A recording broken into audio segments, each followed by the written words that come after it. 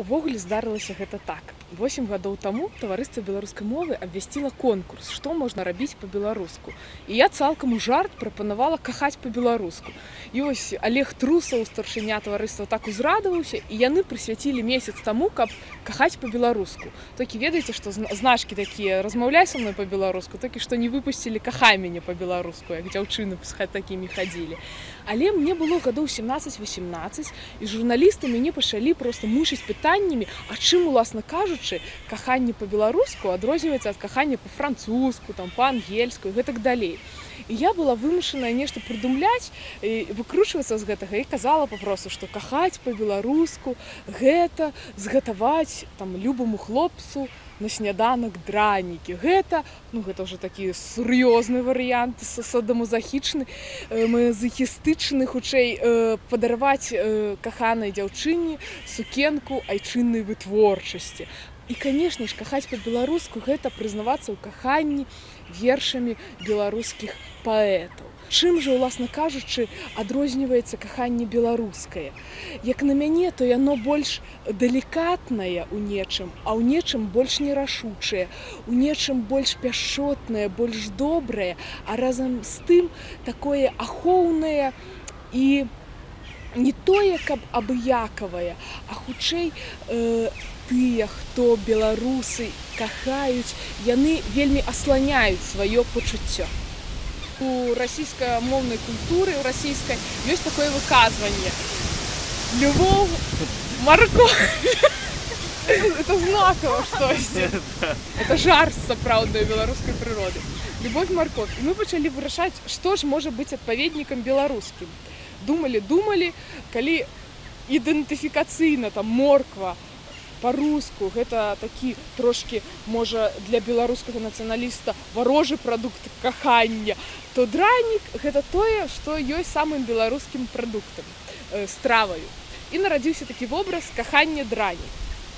І пасля гэтага нават нарадзіўся такі верш, які называўся «Кахай мяне па-беларуску», потым яшчэ адзін «Кахай мяне па-беларуску 2» альбо «Каханне дранік». І ён пачынаўся такімі радкамі: не веру ў моркву каханне, веру ў каханне дранік, веру ў каханне бульбу, веру ў бульбоўнік кахання. Бульбоўнік кахання, цікава, што перакладаецца як батва любві. Ці ёсць розніца, што згатаваць? Боршч, клёцкі, не ведаю, ці нейкае экзатычнае смажанае мяса.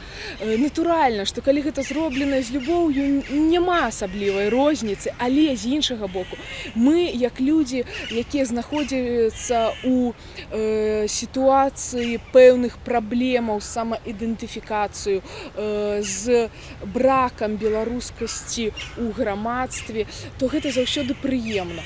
Надзець нейкую беларускую кашулю, так?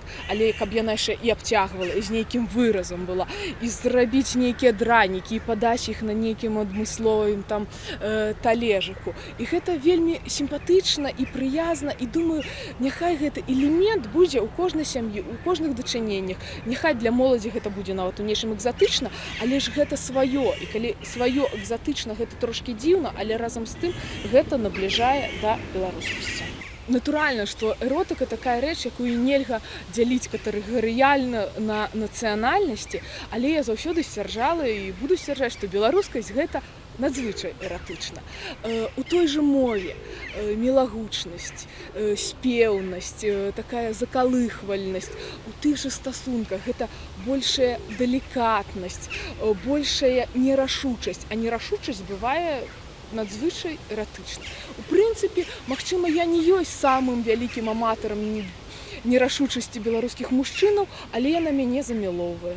На жаль, у нас настолькі не распрацаваная гэтая тэма, як катэгарыяльны, будзем казаць, апарат эратычных нейкіх тэрмінаў, так? У нас папросту не распрацавана гэта. І як вы казалі ў даследаванні, калі толькі 11% назвалі секс важным складнікам, найважнейшым складнікам сямейнага жыцця, то, магчыма, праз тое, што, па-першае, для нас гэта тэма табуяваная, па-другое, гэта не прынята казаць, па-трэцяе, беларусы кажуць, шчасце павінна быць ціхім. То бок, калі там усё добра, ніхто пра гэта крычаць не будзе. трошки давялося падарожнічаць па розных краінах, як ідзеш, прастуеш, напрыклад, Вену, і кожны другі светласкуры хлопец гатовы з тобой сустракацца, і кожны першы цемнаскуры. І то бок ідзеш па Турцыі, кожныя паўтара, там, у цябе зараз час ёсць, і гэтак далей. У нас папросту, можа, у нас сонца не хапае нейкага. Ну, вот, дзякуй Богу, сёння ёсць. Можа, сёння будзе больш нейкіх знаёмстваў у Менску і па ўсёй Беларусі. Ёсць гэтая нерашучасць, але разам з тым, мне здаецца, гэта нейкая і абарончая рэакцыя на сваё асабістае жыццё. І, магчыма, дзякуй гэтаму абарончаму рэфлексу беларусы ўвогуле выжылі. Бо калі б яны былі такія адкрытыя, цягам нашу гісторыю глянуць, дык, можа б, і не выжылі. А так вось, але цяпер мы расплачваемся, што гэта ёсць ужо ва ўсіх сферах.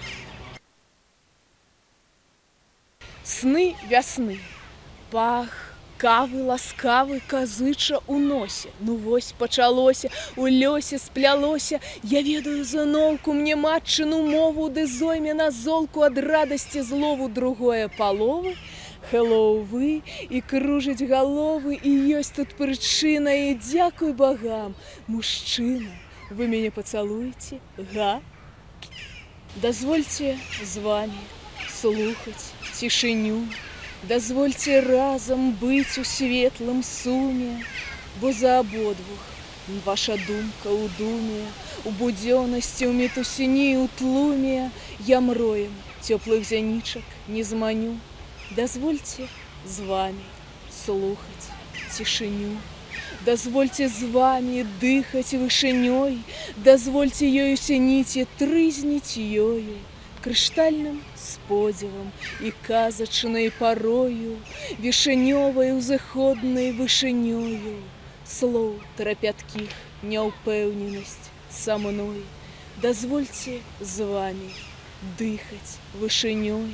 Дазвольце з вамі вынайсці спакой сярод аскепкаў смецця трэсак сказаў, сабе прызнацца немінуча разам. Мы незалежныя, хоць ваша, я, вы, мой. Дазвольце з вамі вынайсці спакой. Дазвольце з вамі слухаць цішыню.